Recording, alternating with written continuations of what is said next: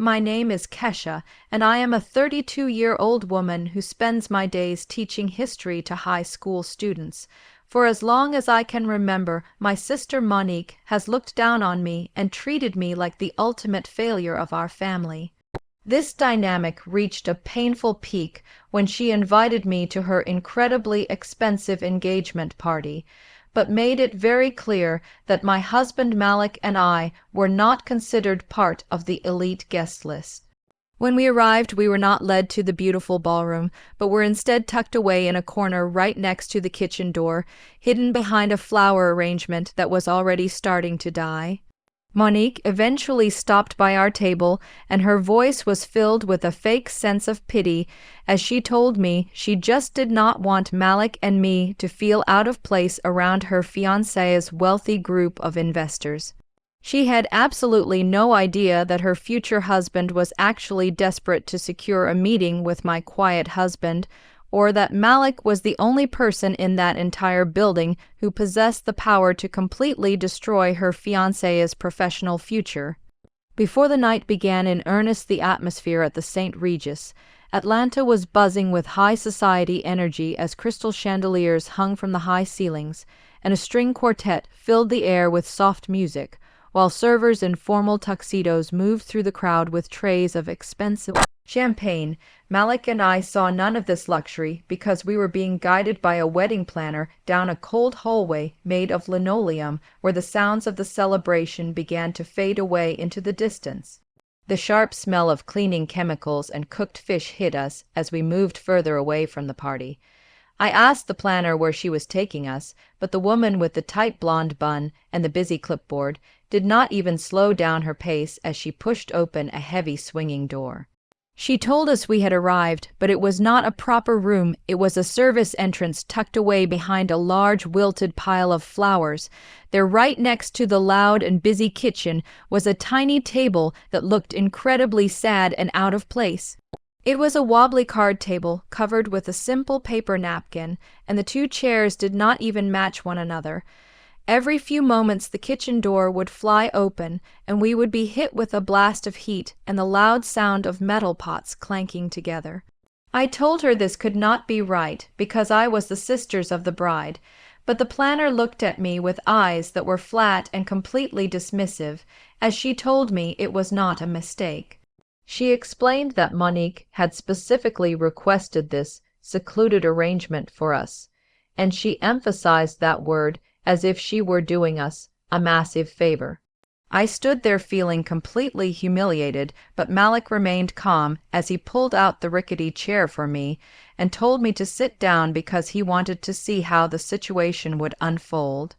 I clutched my bag tightly as my face burned with shame, and I tried once more to tell the planner there was a misunderstanding with our names. She just sighed and looked at her clipboard again, stating that she knew exactly who we were as the teacher and the data analyst.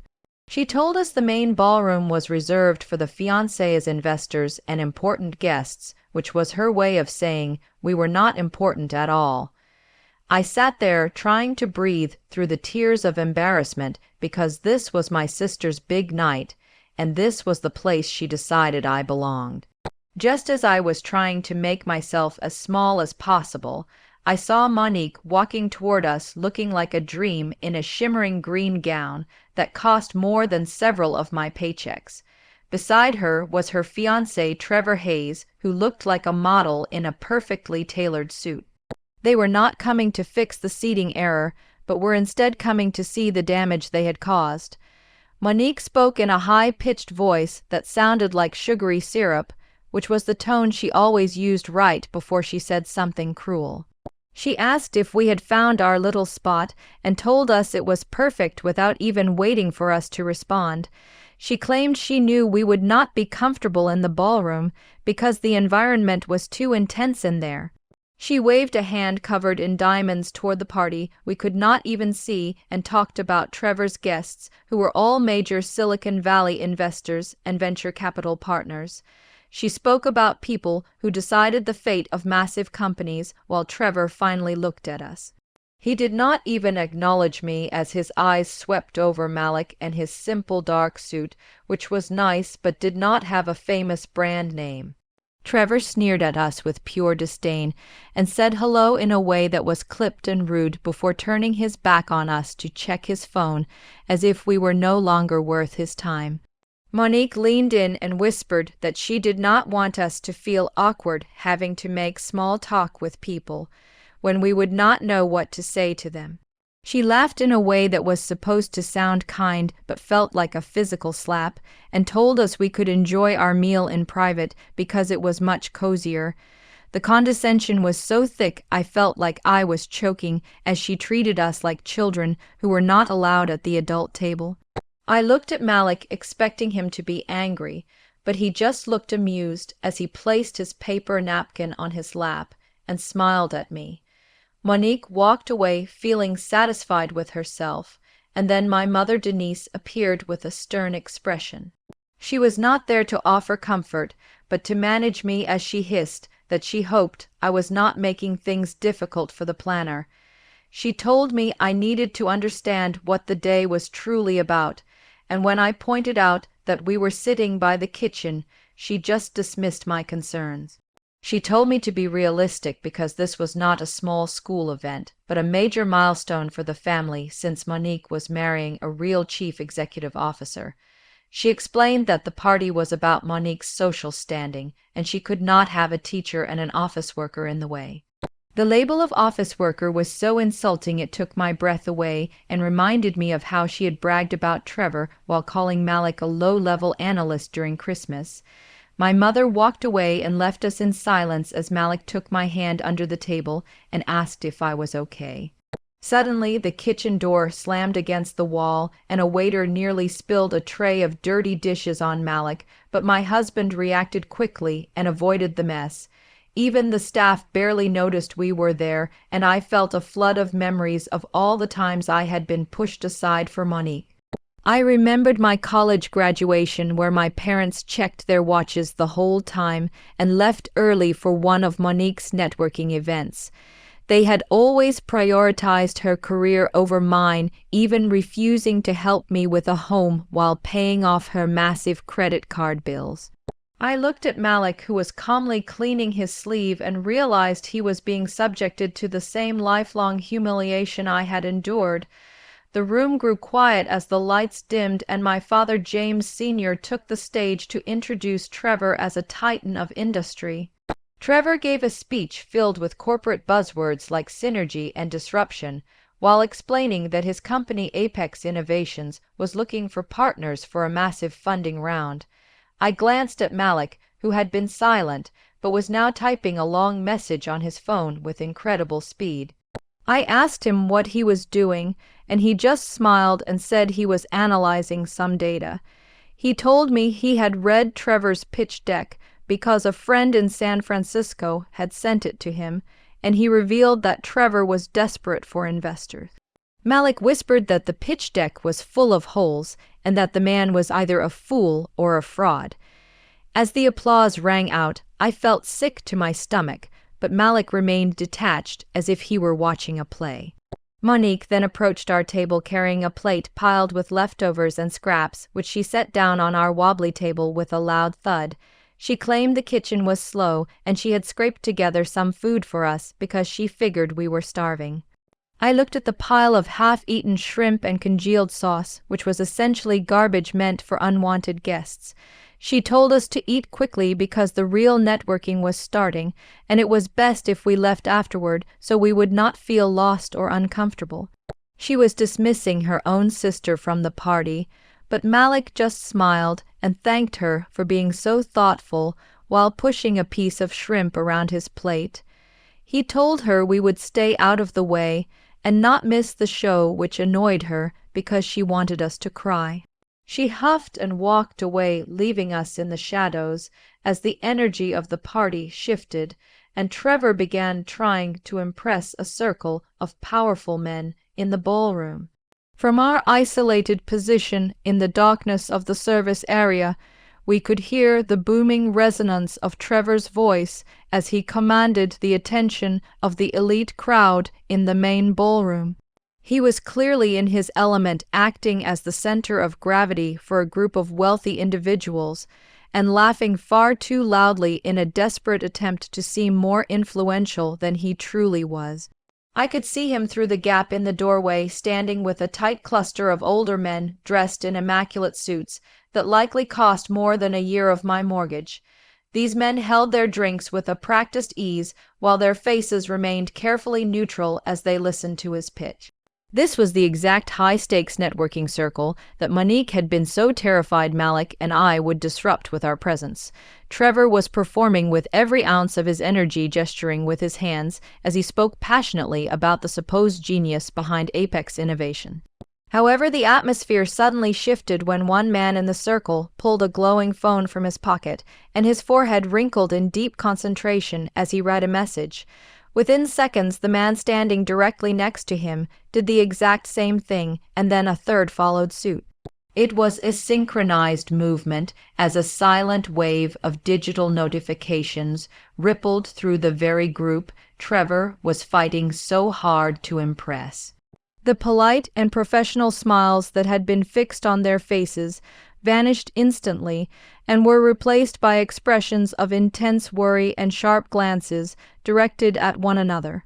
Trevor remained completely oblivious to the change and continued his speech about how his Series B funding round was destined to change the entire sector. His voice only began to falter when he finally realized he had lost their interest entirely, and that the men were no longer looking at him, but were instead huddling together to whisper urgently. One man with silver hair shook his head with a look of finality and shoved his phone back into his pocket. He reached out and clapped Trevor on the shoulder, but the gesture felt like a cold dismissal rather than a sign of friendship as he remarked that the plan sounded ambitious. He told Trevor they would be in touch, and the group immediately dispersed, leaving the groom to be standing alone with a frozen and confused smile on his face. Two of the primary investors walked away toward the exit, and their path took them directly past our service hallway, which allowed us to hear their hushed and angry conversation. They walked right past us without a second glance, treating us as if we were nothing more than invisible hotel staff. One man muttered to the other, asking if he had received the email from MJ, and the second man nodded while loosening his tie in frustration. He stated that the deal was effectively dead because the message revealed that the user numbers at Apex were inflated and the technology was not capable of scaling. The first man scoffed and said that MJ had called the entire company a house of cards, and that if MJ was passing on the deal, then their fund was out as well because he refused to invest in a fraud. I sat there with my fork halfway to my mouth, completely frozen, as I heard the name MJ and Onyx Capital. I glanced over at Malik, who was calmly sipping his water, while his eyes remained fixed on Trevor across the room. Trevor was now frantically checking his own device, and his face was growing paler by the second as the reality of the situation hit him. He had not heard the conversation in the hallway, but he did not need to because he could see the instant shift in the body language of everyone around him. The circle of power players that had been leaning in with interest moments ago had pulled back with visible tension. Their friendly expressions had evaporated into thin air as the silver-haired man, who Trevor knew was the key decision-maker for a major fund, abruptly ended their interaction. The man told Trevor that his presentation was interesting, but that his colleagues needed to regroup to discuss a new analysis that had just come through. Trevor tried to laugh it off and asked what analysis could possibly be more updated than the data he had just provided, but his voice sounded strained and weak.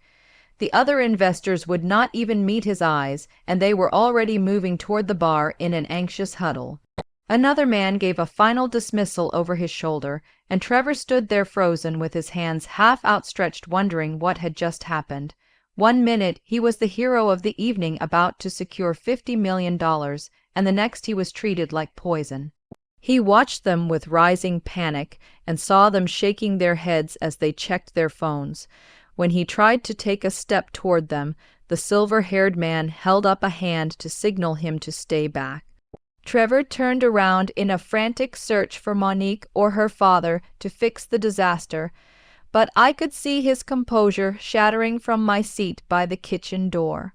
Just then, my own phone vibrated on the wobbly table, and I saw a message from a man named Michael, who Malik had mentioned was an analyst in San Francisco. The message stated that the target group had been neutralized and that the email from MJ had landed, which had left everyone spooked. It asked what the next move should be, and I watched as Malik typed back a reply with calm thumbs. He told Michael that everything was going exactly as planned and instructed him to pivot the full $50 million to a different company called Innovate Solutions. He wanted a term sheet on their desk by the morning because he believed they were more deserving of the investment. Malik hit send and took a sip of his flat and lukewarm water with a look of immense satisfaction. Across the room, Trevor was fumbling with his phone, and his fingers were slick with cold sweat. As he unlocked his screen, the notifications began to hit him one after another, like hammer blows against a coffin lid. He received emails from Sequoia Horizon and AR Ventures as well as Brenner Capital. These were his three biggest prospects, and his entire future depended on them. He opened the first one and read that they were passing on the investment due to a new risk analysis. He clicked the second and saw that they were no longer moving forward due to concerns about market viability and internal metrics. His heart was hammering against his ribs as he opened the third email, which cited significant concerns raised by a trusted third party regarding his user acquisition data. All three rejections had arrived within 5 minutes, and all of them mentioned a new analysis. His identity as a titan of industry was disintegrating in real time on a small screen. Monique finally noticed that her fiancé was in distress, and she glided over with her perfect smile still in place, although she was clearly annoyed that he was not playing the part of the successful man. She called him darling and asked why he was glued to his phone while ignoring their guests. Trevor flinched and pulled his arm away, telling her, in a low growl, to leave him alone. Monique was indignant and asked what he had just said to her, but he looked at her with eyes full of panic and rage. He hissed that someone was sabotaging him and torpedoing his funding right there in the room. He spun around and scanned the faces of his guests, looking for the enemy who had declared war on his life, but he never once looked toward the kitchen door. He was spinning out of control and wondered if a rival CEO like Mark Thompson was behind it. He started to walk toward Thompson, but a man named David, who was an early investor and a friend, gripped his arm. David was pale and told Trevor to shut up and listen because he was in catastrophic trouble. David asked if Trevor had any idea who MJ was, and Trevor scoffed while saying that MJ was the phantom of private equity and the founder of Onyx Capital, whom nobody had ever seen. Trevor began to ramble about how MJ could kill a $40 million deal with a single email and asked what that had to do with him.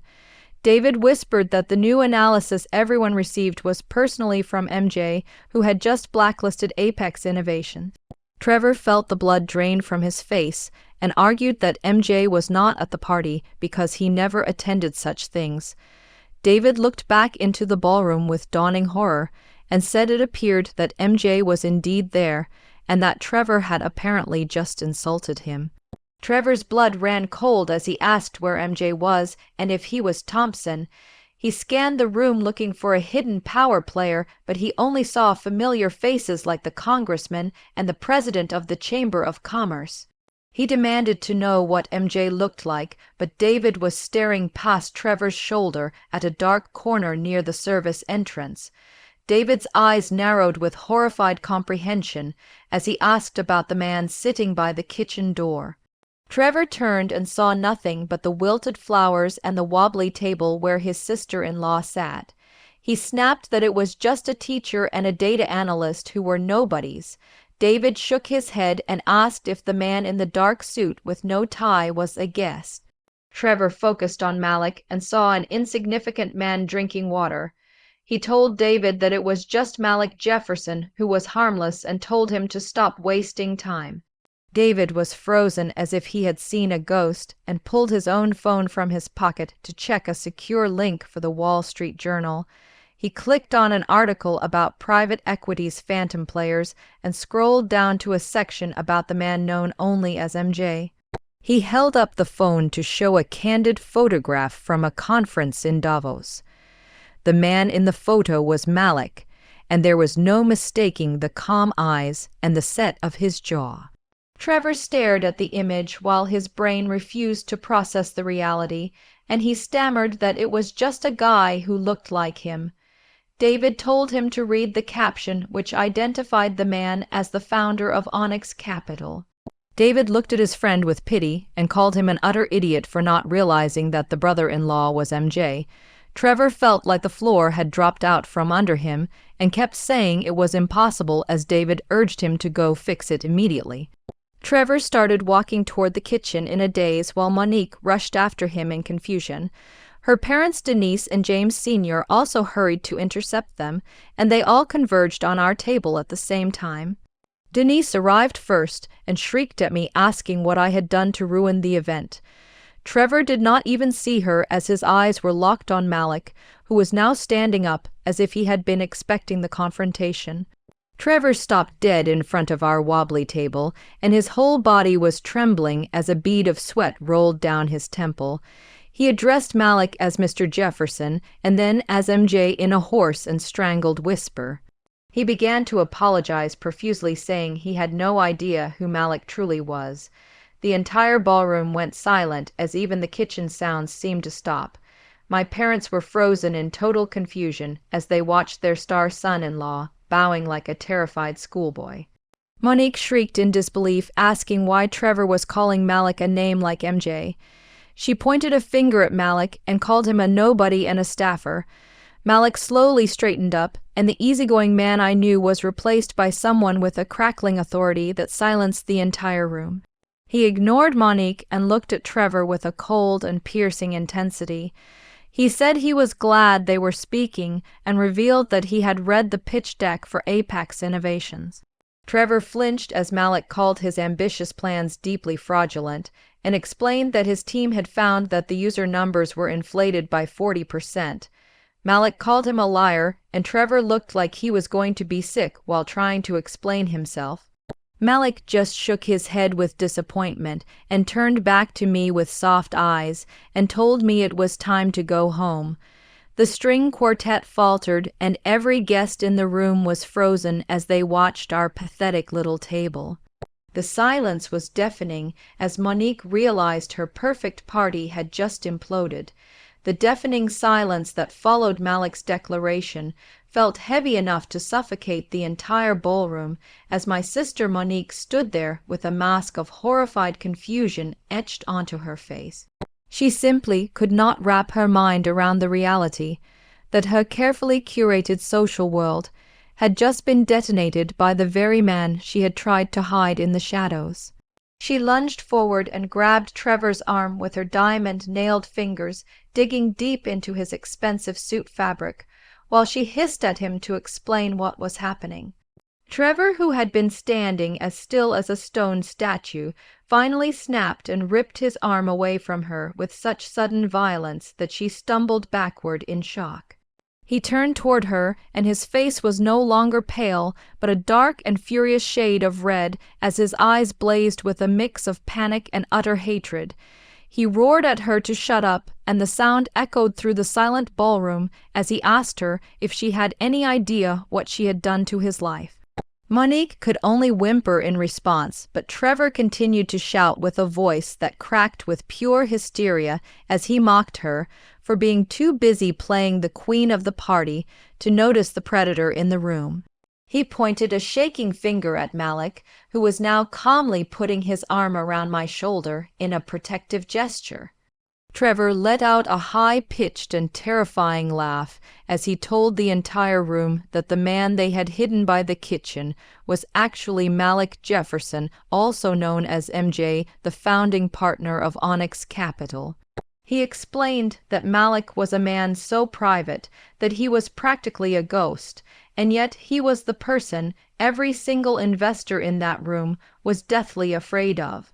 Trevor began to pull at his own hair as he screamed that Malik was the man who held the entire $50 million future of his company in the palm of his hand. His voice dropped to a venomous whisper as he told Monique that in her infinite wisdom she had decided to put the single most powerful man in American private equity next to a kitchen door.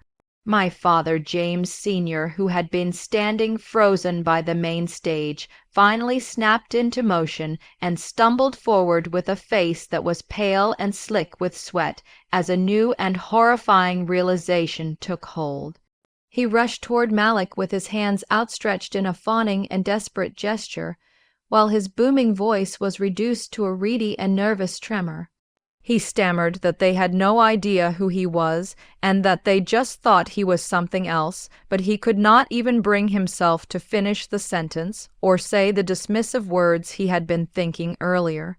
Malik looked at my father with a cold anger in his eyes that was truly terrifying as he asked what exactly they thought he was. He asked if they thought he was a nobody or a low-level staffer, as my sister had so eloquently described him. Malik took a step toward my father, who instinctively recoiled as Malik asked if they thought he was just some poor data analyst who was not worthy of sitting at their table and should be grateful for their leftover scraps. My father's mouth opened and closed, but no sound came out because the truth was far too blunt and ugly for him to face. I just stared at my husband as my mind raced to connect the dots between the man I loved and the legendary figure of MJ from Onyx Capital, who could kill a deal with a single email.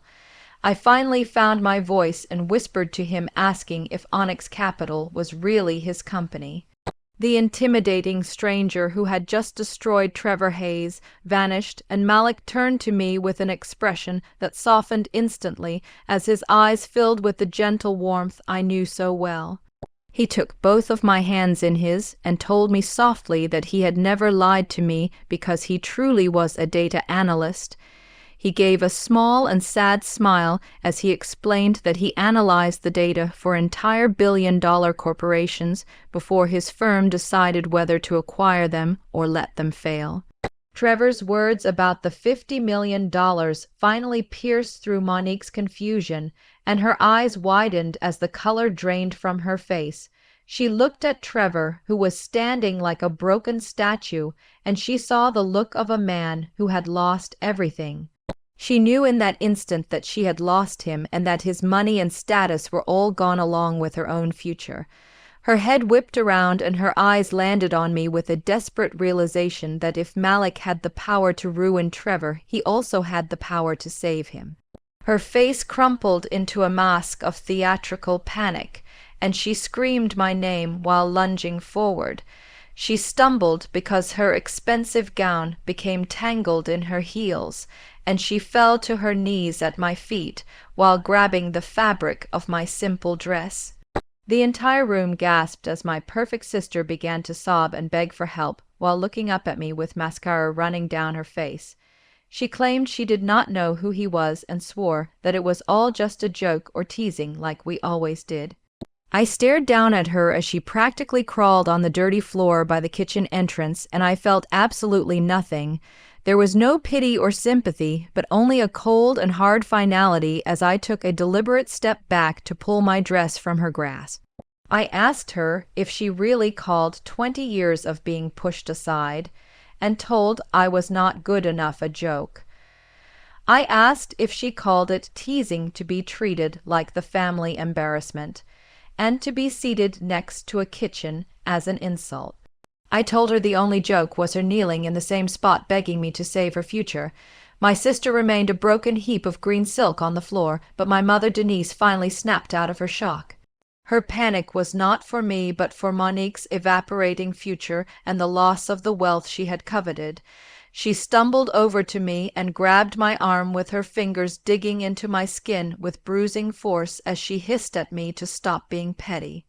She told me I had to tell my husband to fix this and to help her daughter. She looked past me at Malik with a voice that was instantly syrupy and fake as she pleaded with him to help us because we were all family. The word family felt like the final and bitterest insult of the night as I stared at the woman who had told me to sit by the kitchen and had called me a failure my entire life. I pulled my arm free and asked her if we were family when she told me my teaching degree was a waste of time, or when she skipped my college graduation for a networking event. I asked if we were family when she refused to help me with my education, but paid for Monique's luxury car. My mother's face flushed as she tried to say it was different, but I cut her off and told her it was exactly the same because she only saw value in what benefited her. I took a step back and told her she never treated me like family, but as a placeholder and a failure used to make Monique shine brighter. I told her I would not tell my husband to help because they made their choice and now had to live with it. Trevor's last shred of composure vanished, and he stumbled forward, bypassing my parents to lock his eyes on Malik with a terrifying focus. He stopped just short of us with his hands clasped, as if in prayer, and begged Malik to listen because he could fix the numbers. He claimed it was just an aggressive projection and not fraud while pleading for his company's life. The proud CEO was reduced to a groveling mess as he offered a bigger stake in the company and anything else Malik wanted just to keep the deal alive. Malik, who had been guiding me toward the exit, stopped and stood with his back to Trevor, letting the desperate pleading echo in the silent room. He slowly turned with movements that were deliberate and cold as he looked Trevor up and down. When he spoke, his voice was not angry but possessed a finality that was far scarier as he informed Mr. Hayes that Onyx Capital had two fundamental rules for investment. Malik took one step toward him, and Trevor flinched as Malik stated that rule number 1 was that they did not invest in liars. Trevor tried to stammer another excuse, but Malik cut him off with a voice sharp as glass and listed his true acquisition costs and churn rates. He told Trevor he had not just inflated his numbers, but had fabricated them entirely. He explained that if he sent his analysis to the Securities and Exchange Commission, Trevor would be facing an investigation and prison time rather than funding. Trevor went completely white as the word prison sucked the air from his lungs, but Malik continued to explain the second rule, which mattered more. He glanced at me with eyes that softened for a second before hardening again, as he told Trevor that they never invest in partners with catastrophic judgment in character. He gestured toward Monique and said he was talking about Trevor's choice of a partner. He said any man who would build his future with a woman who treats her own blood with such cruelty and casual disrespect is a fool. He stated that a man who stands by while his fiancée publicly humiliates a family member cannot be trusted with money. Malik calmly buttoned his suit jacket and told Trevor that they were passing on Apex Innovations. He smiled a small and cold smile as he informed Trevor that the $50 million was being redirected to a tiny startup called Innovate Solutions. Trevor was shocked because they were his competitor, but Malik told him they were brilliant and their technology was superior. He delivered the final blow by revealing that Innovate Solutions was run by two young black women from Spelman College, whom I had been mentoring for years. He told Trevor that they were the future and he was the past. Trevor made a small strangled sound and crumpled into a chair while Monique stared at the empty space where her future used to be. My parents looked like stone statues as they were completely defeated. Malik turned to me, and with all the anger gone, he held out his arm and asked me to go home. We walked out of the ballroom together, leaving them in the wreckage of the party, and stepped out into the cool Atlanta night. Malik and I walked away from the wreckage of the party without running as we moved hand in hand past the stunned investors and the shocked family friends. We moved past the ruined stage and the expensive flowers that were already starting to wilt under the harsh lights. We were almost at the grand entrance of the ballroom when my father's voice stopped us, as it boomed with a desperate and false sense of authority. We paused, but we did not turn around to face him, even as I felt Malik's hand give mine a reassuring squeeze. My father James Sr. rushed to block our path and told us we could not just walk out like this because of our family. I finally turned to look at this man who had called my sister a titan of industry while completely ignoring me. I looked at the man who valued Trevor's fake success over my real and quiet life as a teacher, and I asked him what family he was talking about. I told him that this family had died for me a long time ago, and he stammered that I was being dramatic. He tried to fall back on the old family script by saying we were just having a disagreement that could be fixed, but I shook my head and told him he could not fix this.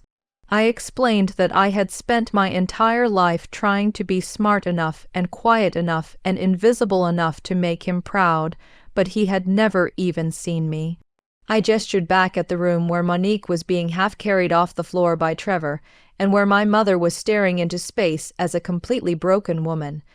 I told him he did not care about family, but only cared about money and status, and what other people thought of him. I looked him right in the eye and told him that my husband, who was the data analyst he did not even want at his table, actually had more money and status than anyone in that entire building. I looked past him at my mother, who was watching us with dead and empty eyes, and I told them they finally got what they wanted. They had their CEO son-in-law, even if he was a fraud, and they had their perfect daughter. I let a small and bitter smile touch my lips as I told them I hoped they enjoyed the party before stepping around my speechless father and walking out the door with my husband. As Malik and I stepped out of the private dining room, the silence in the grand ballroom was deafening, and the string quartet had stopped playing entirely.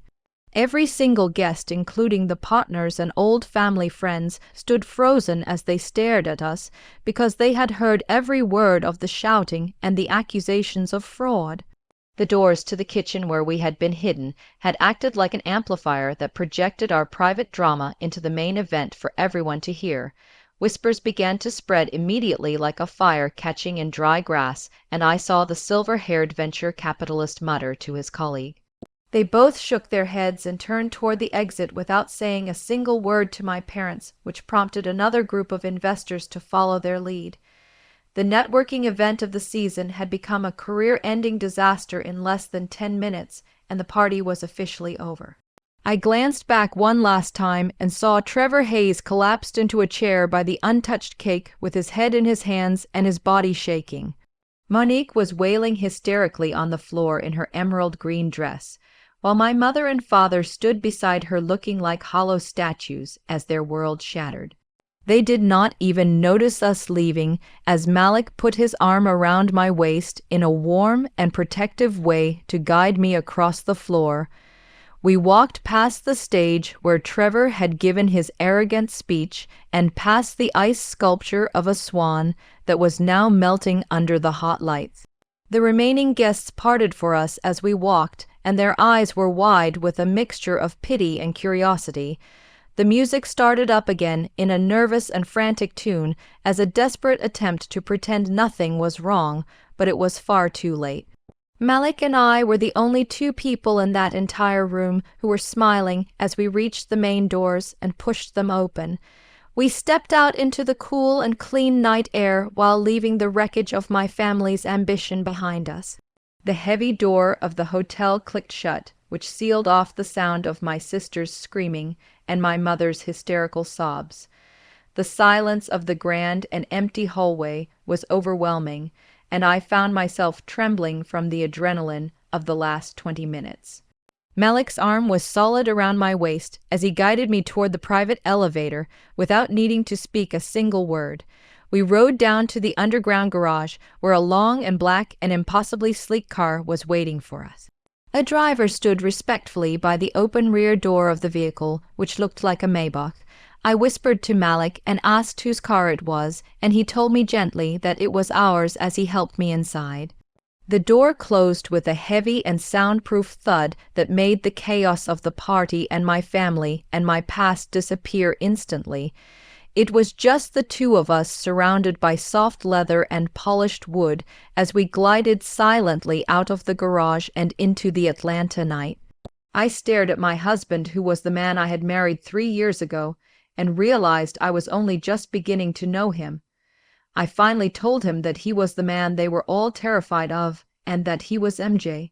Malik loosened his suit jacket and sighed as he ran a hand through his hair and looked tired. He told me quietly that he was, and his eyes were filled with a regret that I could not quite place at first. He apologized and said he never wanted me to find out like that in the middle of such a scene. I shook my head and asked why he had not told me when we were married and why he let my family treat him that way. He told me he did it because he needed to see what they were really like, but I asked why he hid it from me. He took my hands and asked if I had any idea what it was like to be MJ. He explained that before he met me, he had not had a real conversation in 5 years because every person he met only saw a walking dollar sign. He said people laughed at jokes that were not funny and agreed with opinions he did not even hold, which made him incredibly lonely. He looked out at the city lights and told me about the night we met at an alumni fundraiser where I was just a history teacher. He said I asked him what he did, and I just accepted his vague answer about working in finance without asking how much he made. Instead, I had asked him what he was reading, and he told me he fell in love with me that night because I saw Malik and not MJ. He said I was the only person in his life who was real, and he was terrified that the truth would change how I looked at him. Tears welled in my eyes as I realized he had let me pay for half of our dinners and worry about our budget. He laughed and said he loved that I worried and that I would find coupons or suggest staying in because it was cheaper. He told me he was going to tell me, but my family had accelerated everything, and he could not stand to see them treat me like that for another second. I began to process all the little things like his work trips that were actually board meetings and his friends who were actually CEO. I mentioned that my mother had called him a low-level data analyst, and Malik laughed, while saying she was not entirely wrong. He explained that his entire job was analyzing data to determine if a billion-dollar company was built on lies or genius. I shook my head at the new reality and realized he had been watching my family treat me like a failure this whole time. He told me he had never been more proud of me because I handled their cruelty with a grace they would never understand. Then he reached for his briefcase and pulled out a file which contained my master's thesis from 6 years ago. My family had called it boring and useless, but Malik told me he had read it 5 times and thought it was a brilliant blueprint. He reminded me of a night when I had ranted about systemic barriers in education, and he told me I was actually innovating. He revealed that Onyx Capital had a social impact fund valued at $500 million, and he had been searching for a year for someone to run it.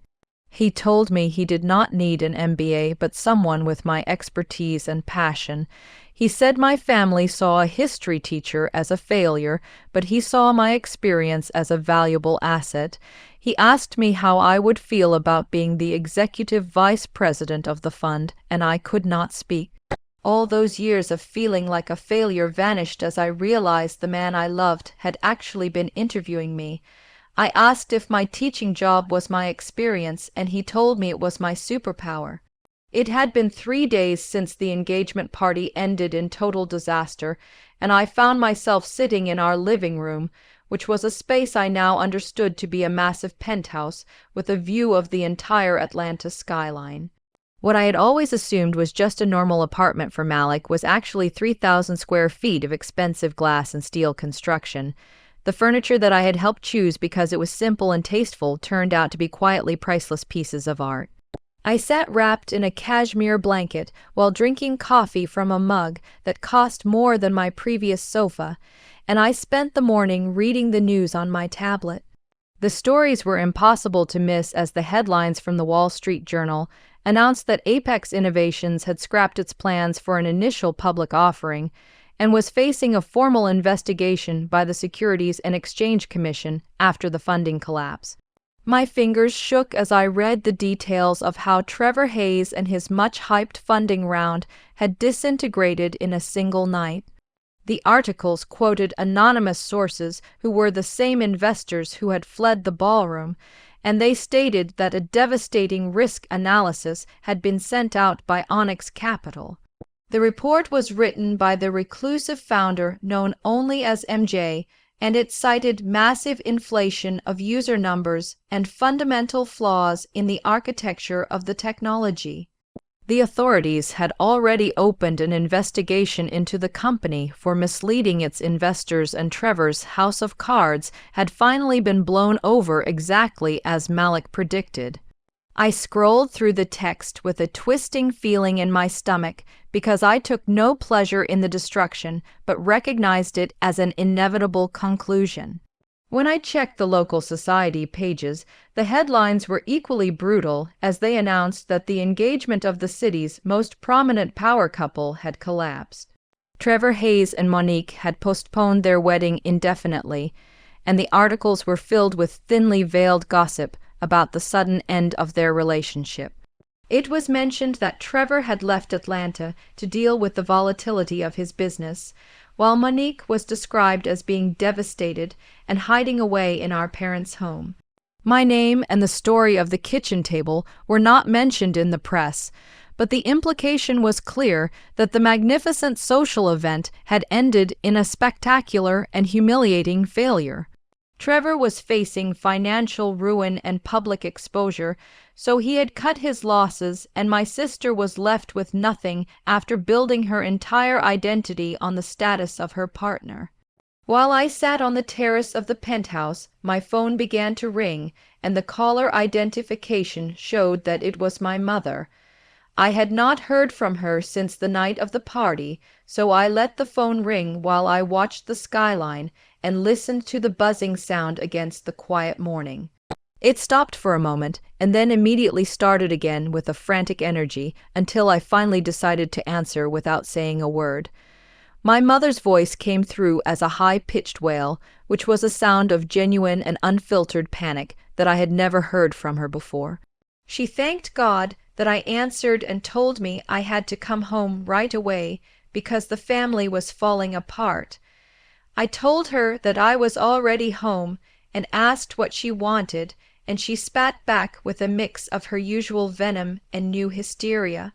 She told me I had to come to their house because Trevor had left Monique and called off the wedding through a text message. She could not believe the nerve of the man after everything Monique had done for him and the beautiful party she had organized. I waited in silence as she screamed that this was all my fault because Trevor left her after what my husband did, and because I had embarrassed him.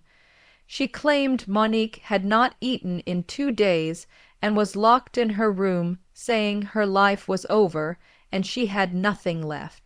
I thought about the plate of food scraps she had brought to me as my mother sobbed that he had ruined her.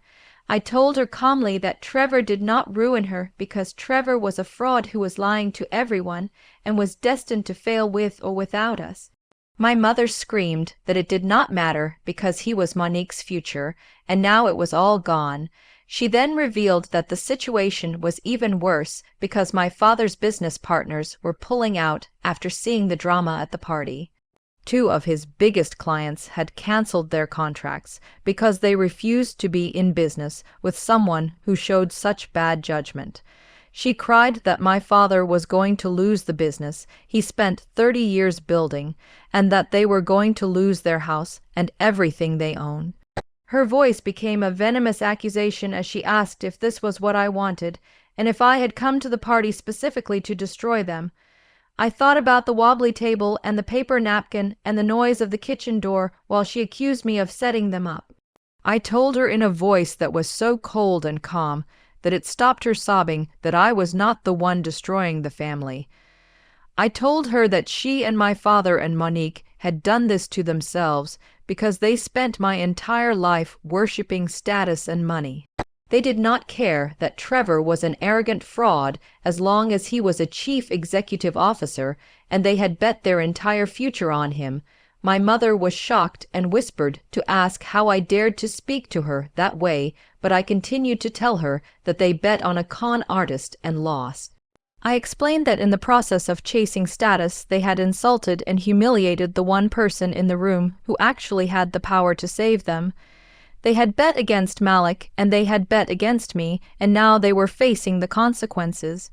My mother pleaded for me to understand that we were family, but I told her that for the first time she was the one who did not understand. I told her that I could not fix it, and Malik would not fix it because this was the result of her own choices. I hung up the phone and blocked her number before going back to my coffee. I thought blocking her would bring me peace, but the next afternoon my phone buzzed with a voicemail from Monique. I stared at the screen, wanting to delete it because I did not want to hear her excuses or her blame. However, a small part of me that remembered our childhood pressed play, and her voice flooded the room as a broken and gasping sound. She sobbed my name and told me she knew I hated her, but she begged me to listen. She took a ragged breath and said she was sorry and that she was wrong for being awful to me. She claimed she just wanted to have a good life and be successful like our mother always told her to be. She cried that Trevor was gone and would not answer her calls because he claimed her family had ruined him. Then her tone shifted into a desperate hope as she told me I could fix this because Malik had done all of this for me and would listen to me. She begged me as her sister to ask him to give Trevor a second chance so he could fix the company. She claimed he was smart and that she still loved him and could not afford to lose him. I sat in the quiet penthouse as the message ended, and I realized she did not love the man, but only his money and the idea of being a wealthy wife. She was not grieving a person, but the life she had lost, which was built on arrogance. I did not feel anger or pity as my finger moved to the screen to press delete, and the last connection to her vanished.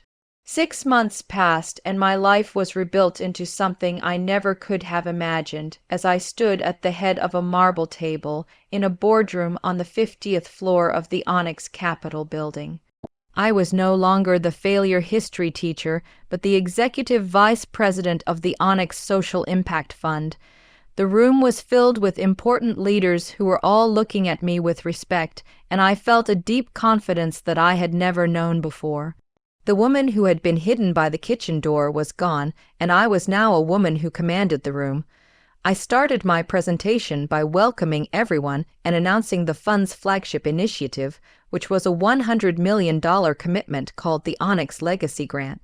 The money would be distributed over 5 years to fund technology hubs at historically black colleges and universities. As I spoke, I thought of my family who had mocked my degree, and I realized how wrong they were because my knowledge was exactly why Malik wanted me for the role. My husband saw my passion as a superpower, even though my family saw it as a failure. The board members applauded with genuine respect, and I knew I had finally found my purpose by using the tools my family despised to change the world. It was a cool evening in late fall, and nearly 1 full year had passed since the engagement party that changed my life forever. Malik and I were celebrating a series of professional victories because the Onyx Legacy Grant had been officially announced to overwhelming praise, and the company Malik had funded in place of Trevor's had just released a groundbreaking medical device. We were sitting in a new and highly rated French restaurant downtown that I had been eager to visit, and the atmosphere was intimate with low lighting and soft music playing in the background. Malik raised his glass to me and addressed me as Madam Vice President, while I returned the toast by thanking him for seeing potential where no one else could. I felt completely at peace and happy because I was no longer the woman hidden by the kitchen door, but was exactly where I was meant to be. As I took a sip of my wine and glanced around the elegant room, my eyes scanned past other diners until I suddenly froze in my seat, standing near a service station and polishing silver, where was a woman in a basic server uniform with her hair pulled back in a severe and unflattering bun. Her face was pale and she looked utterly exhausted, and I realized with a shock that it was my sister Monique, Malik noticed the change in my expression immediately and followed my gaze with eyes that hardened as he saw her.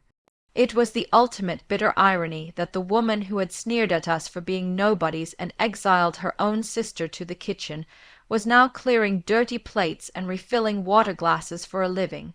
I watched as the restaurant manager spoke sharply to her, and she simply bowed her head and replied with a submissive "yes, sir," right away. She looked nothing like the golden child who had once worn a diamond-encrusted dress, and she seemed small and tired. As she turned to grab a water pitcher, her eyes swept across the room and locked onto mine for 3 long seconds. I saw the flash of recognition followed by pure, unadulterated shock, which quickly dissolved into a wave of deep and burning humiliation. Her face turned a dark red, and she looked away as fast as she could, but she was so flustered that she dropped the silver, where she was holding with a loud clatter. She stammered an apology as she fumbled to pick up the forks and spoons while keeping her back pointedly toward our table. She never looked in our direction again and spent the rest of the evening staying in the shadows and working on the opposite side of the restaurant to avoid us. Malik took my hand and asked if I wanted to leave, but I thought for a moment and realized I did not need to run away anymore. The old Kesha might have fled out of embarrassment or fear of a confrontation, but I felt nothing but a profound and quiet distance. She was no longer my problem, and no longer a part of my story, so I told Malik that I was right where I belonged, and suggested we order another bottle of wine to celebrate. I did not look at her again, and focused entirely on my husband and our future. 2 years had passed since the engagement party, and my work at the Onyx Social Impact Fund had become my life's passion because we were changing lives in underserved communities.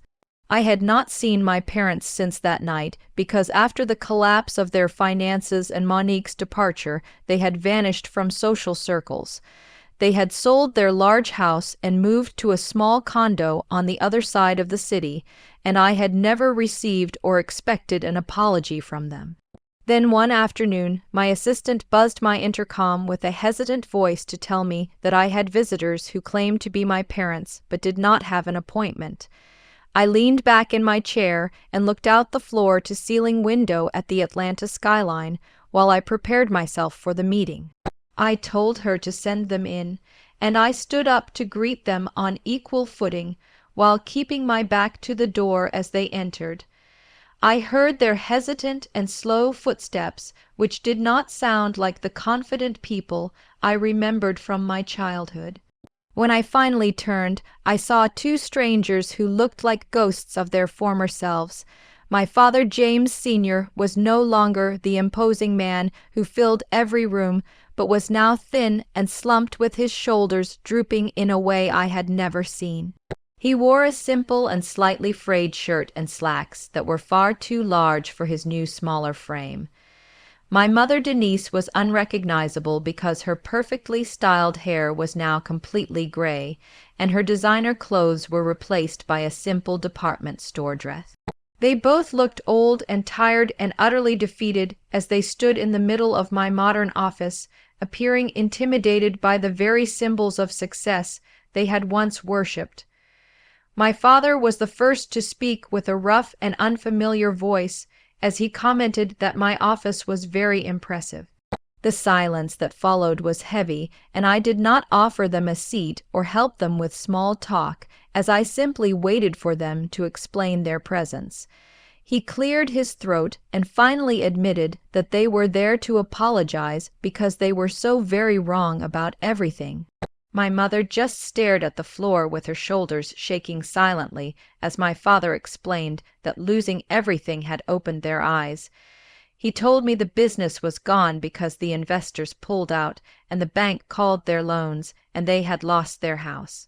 He confessed that he had been blinded by status and by Trevor and Monique, and that he had failed to see me for who I really was. My mother whispered that they had lost Monique too, because she blamed them for the failure and had moved to Texas and refused to return their calls. She sobbed that they were all alone and begged for a chance to start over and be a family again. This was the moment I had dreamed of for 20 years, but I did not feel the triumph I expected, but only a deep sadness for the people they had become. I thought of the little girl hiding by the kitchen door, and the woman who was told her degree was a waste of time. I took a deep breath and told them that I forgave them, and I realized that I actually meant it. My mother let out a gasp of relief, but I held up my hand to stop her because I wanted to finish my thoughts. I told them I was not forgiving them because they deserved it, or because they were my parents, but because I deserved to be at peace. I was done being angry and carrying their mistakes and prejudice. I sat down at my desk as the woman I had become and told them that starting over was impossible because the old family where I was the failure was dead. I said it needed to die a long time ago, and just as my mother started to protest, Malik walked in with 2 cups of coffee. He saw them and his expression became neutral and protective as he walked over to stand beside my chair and placed a hand on my shoulder. They stared at the intimacy and partnership between us and realized that he belonged here while they were the intruders. I told my parents I could not start over with them because I already had a real family built on trust and respect, and I placed my hand over Malik's. My father looked down defeated and said they understood and would leave, but I stopped them at the door because I was not going to let them be destitute. I told them I was establishing a small anonymous pension for them that would be managed by the fund to cover their living expenses and a safe apartment. I made it clear that this was a boundary and not a gift, so they would never have a financial reason to come to me again. I told them the dynamic where they held support over my head was over forever and that our relationship would be on new terms of honesty and respect. I told them they would never disrespect Malik again, and my father nodded and thanked me as they left. I watched them walk down the long hallway as 2 small figures from a past I was finally letting go. The door clicked shut, and I let out a breath I had been holding my entire life as Malik wrapped his arms around me. He asked if I was okay, and I leaned back against him and said I was finally free. This story teaches us that our self-worth is not defined by those who try to tear us down, and that true strength is knowing your own worth. Kesha was labeled a failure, but she built a life of integrity while her family was blinded by status and prejudice. In the end, authenticity and character are the only assets that truly matter. The weight of the silence that settled in my high-rise office after my parents departed was not heavy or burdensome, but felt instead like the clearing of a long and suffocating fog that had clouded my vision for over 30 years.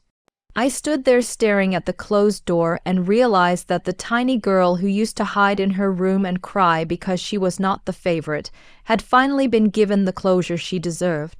Malik kept his hand on my shoulder, and his presence was a constant and steady anchor that reminded me I was no longer drifting in the sea of my family's impossible expectations. We stood together for a long time looking out at the city of Atlanta, where the lights were beginning to flicker on as the sun dipped below the horizon line.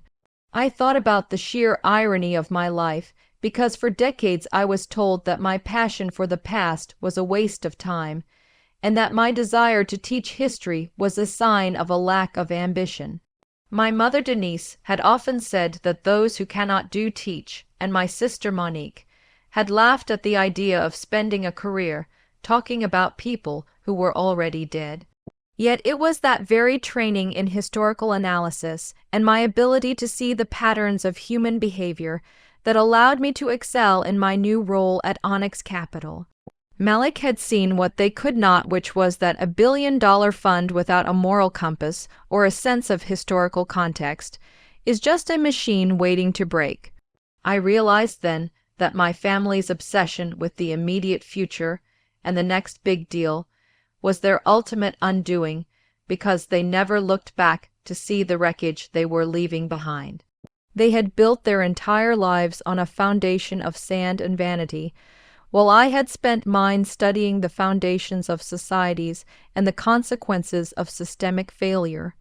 The $500 million social impact fund was not just a job to me, but was a chance to rewrite the narrative for thousands of students who are currently sitting in classrooms feeling just as invisible as I once did. I planned to use every cent of that money to ensure that talent was recognized regardless of social standing or family connections. As I looked at the coffee Malik had brought me, I smiled because he still performed these small and humble acts of service, despite being one of the wealthiest men in the country. He had not changed into a different person after the secret was revealed, because the man I married was always the real Malik. The MJ persona was just a shield he wore to protect himself from a world that only wanted to exploit his success.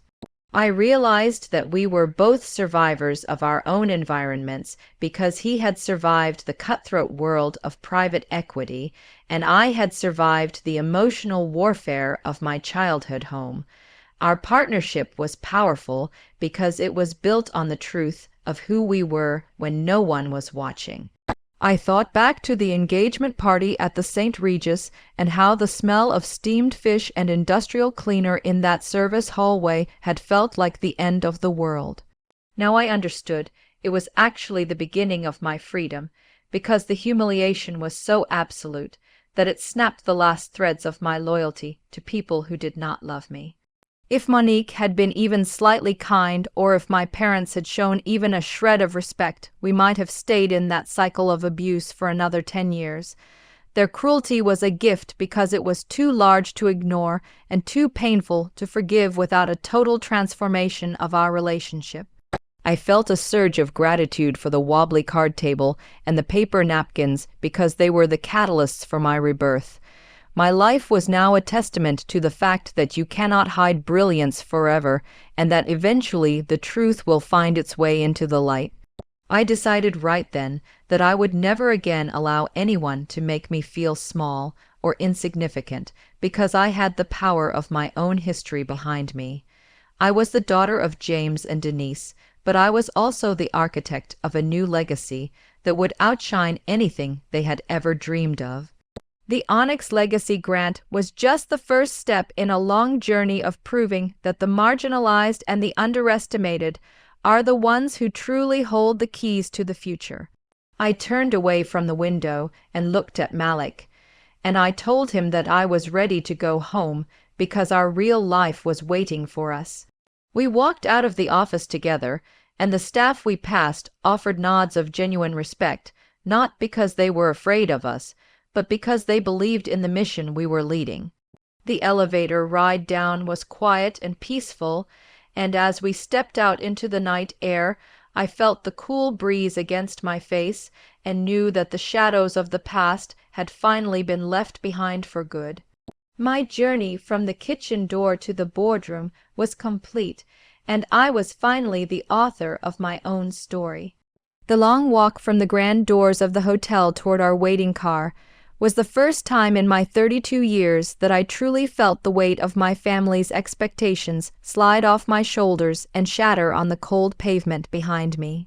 For my entire existence, I had been trained to believe that my worth was a variable number dictated by my parents' pride or my sister's latest social victory. But as the heavy glass doors of the St. Regis clicked shut, I realized that those metrics were as fraudulent as Trevor's business model.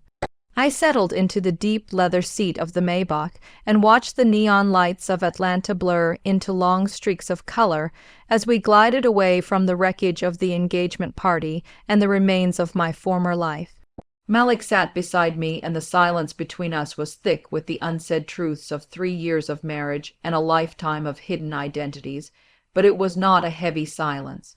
I looked at his hands, which were the same hands that had held mine during cheap dinners and quiet movie nights, and I struggled to reconcile them with the hands of MJ, the man who had just dismantled a $50 million investment, round with the clinical precision of a surgeon. He looked at me with a profound sense of regret and explained that he had fallen in love with me at an alumni fundraiser because I was the only person who saw him as a human being rather than a walking, talking dollar sign. He had spent years in a state of profound loneliness where every woman he dated and every person he met was simply performing for the benefit of Onyx Capital, but I had asked him what he was reading instead of how much he earned. I realized then that while I was being humiliated by my family for being a simple history teacher, Malik was cherishing that very simplicity because it was the only thing in his world that was authentic and real. He confessed that he had loved our early dates, where I insisted on using coupons or finding ways to save money, because it proved to him that I loved the man and not the machine. As the car carried us toward a future I could not yet fully imagine, I began to reevaluate every moment of our relationship through this new lens of hidden power. I thought about his frequent business trips to San Francisco and Zurich, which I now understood were high-stakes board meetings, and I thought about the simple laptop he used, which was likely a secure portal to the global financial markets. My mother had labeled him a low-level data analyst with such venomous certainty, but Malik simply laughed and noted that his job was indeed to analyze data, although the data he analyzed determined the survival of billion-dollar empires. The revelation that he had been studying my master's thesis on education policy and historical parallels was the most shocking part of the night because it meant he had been seeing my potential while my own blood saw only a failure. He told me that Onyx Capital had a $500 million social impact fund and that he had been searching for a leader who understood that a future cannot be built without honoring the past. He offered me the position of executive vice president not out of pity, but because he believed my teaching experience was a superpower that could bridge the gap between technology and the real world. I sat there in the quiet luxury of the car and felt a sense of validation that was earth-shattering because the very things my family mocked were the reasons I was now one of the most powerful women in the city. My mother and father had bet everything on the image of success, while Malik had invested in the substance of character. We eventually reached our home, which I now saw as a sprawling 3,000-square-foot penthouse, rather than just a nice apartment, and I realized that my life had been a series of rooms I was not allowed to fully occupy until now. The news of Trevor's collapse began to hit the wire services within hours, and I watched as the local society pages turned their adoration into mockery.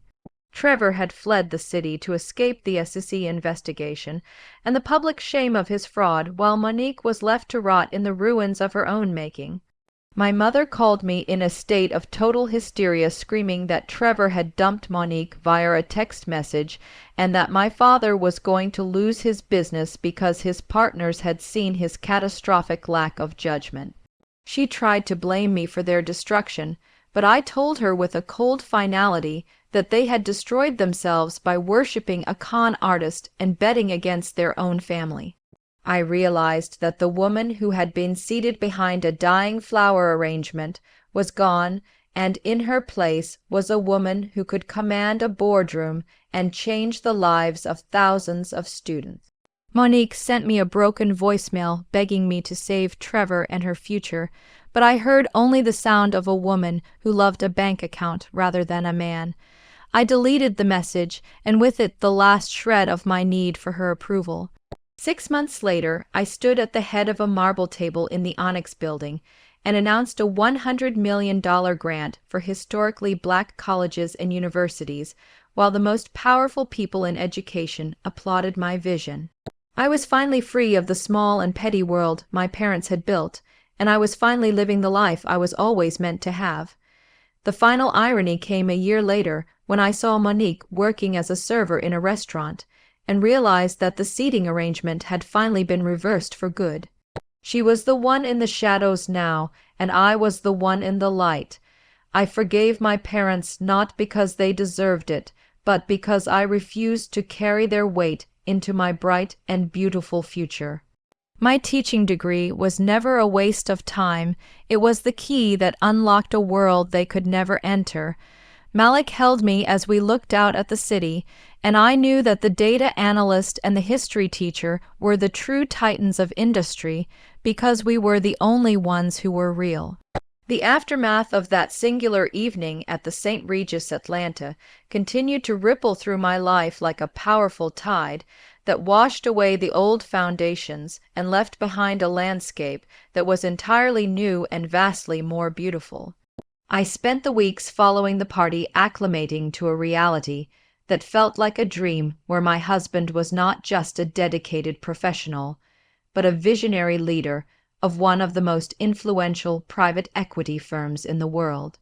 As I stepped into my new role as the executive vice president of the Onyx Social Impact and Education Fund, I realized that the $50 million Malik had redirected from the fraudulent Trevor Hayes was just the beginning of a massive effort to reshape the educational landscape of this country. I worked tirelessly in my sprawling office on the 50th floor of the Onyx building, and I found that my background as a history teacher gave me a perspective that none of the other executives possessed because I understood that the struggles of my students were not just personal failures, but the result of long historical cycles of neglect.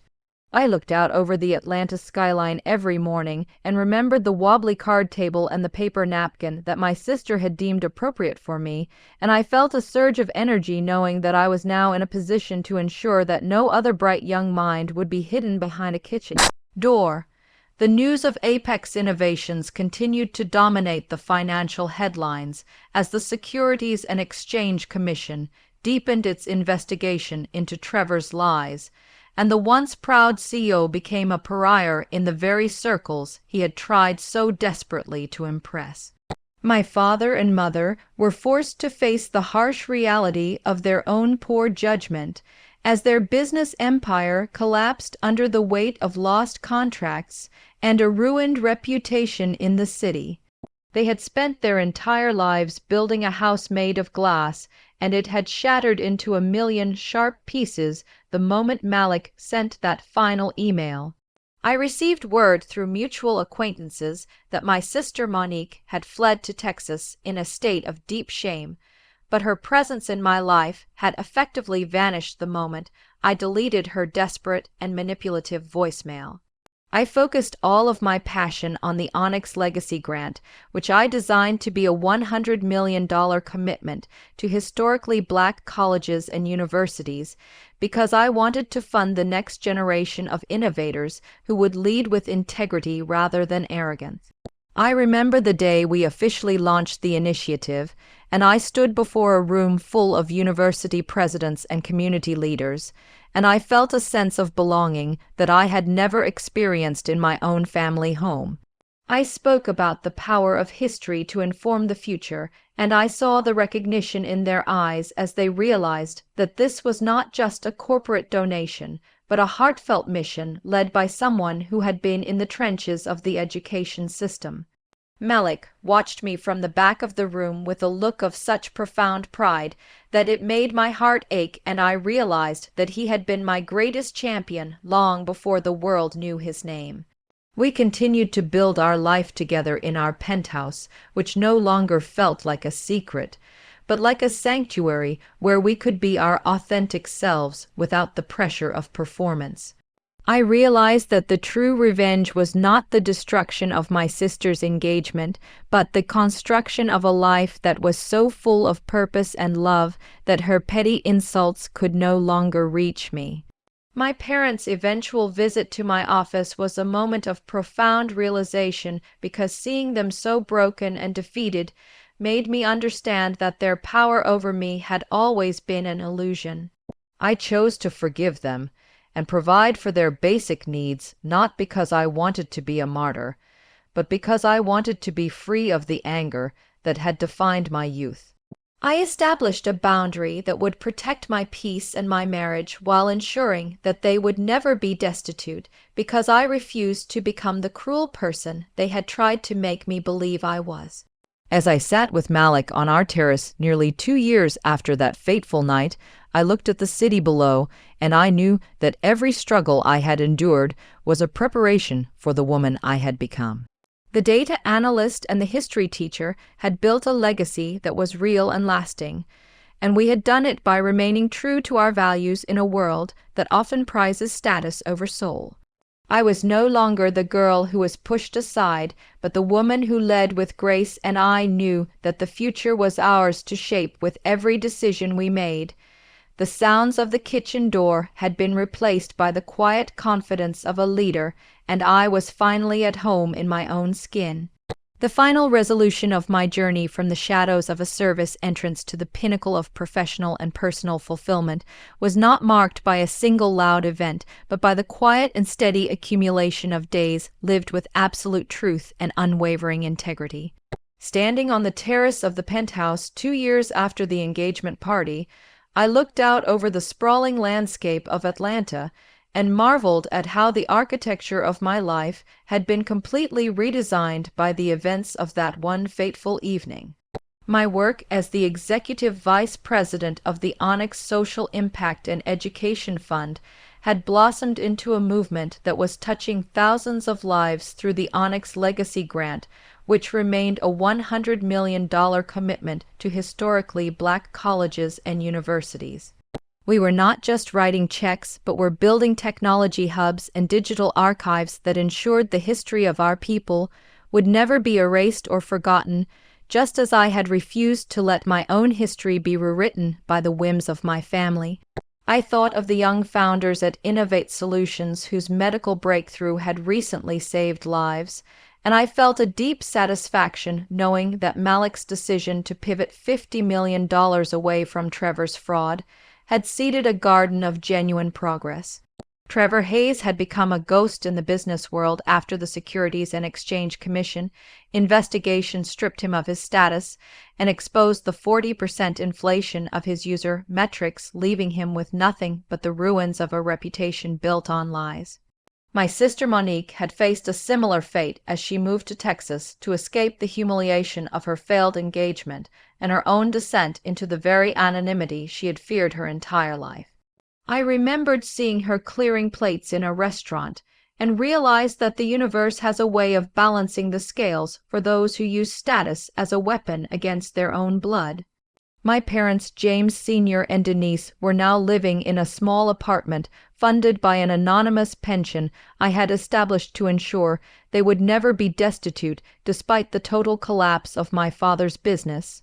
They had come to me as broken ghosts seeking a forgiveness I was finally able to give because I no longer needed their validation to feel whole.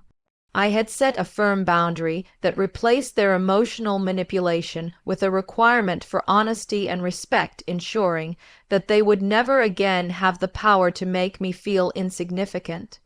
Malik walked out onto the terrace and stood beside me, and his presence was the greatest gift of all, because he was the man who had seen the superpower in a simple history teacher when the rest of the world saw only a failure. He was still the data analyst who looked for the truth in the numbers, and I was still the historian who looked for the soul in the story, and together we were an unshakable partnership. This narrative serves as a powerful reminder that your self-worth is never defined by those who try to diminish you, and that true strength is found in staying authentic to your character even when you are underestimated. I had walked away from the wreckage of my family's ambition and stepped into a future that was built on a foundation of love and respect and real accomplishment. As the cool night air brushed against my face, I knew that the sounds of clattering pots and the smell of industrial cleaner were just the echoes of a past that no longer had any claim on me. I was Kesha Jefferson, and I was finally home in a life that was as grand and beautiful as the skyline before me because I had chosen to value myself when no one else would. Every trial had been a lesson, and every insult had been a stepping stone toward this moment of absolute clarity and peace.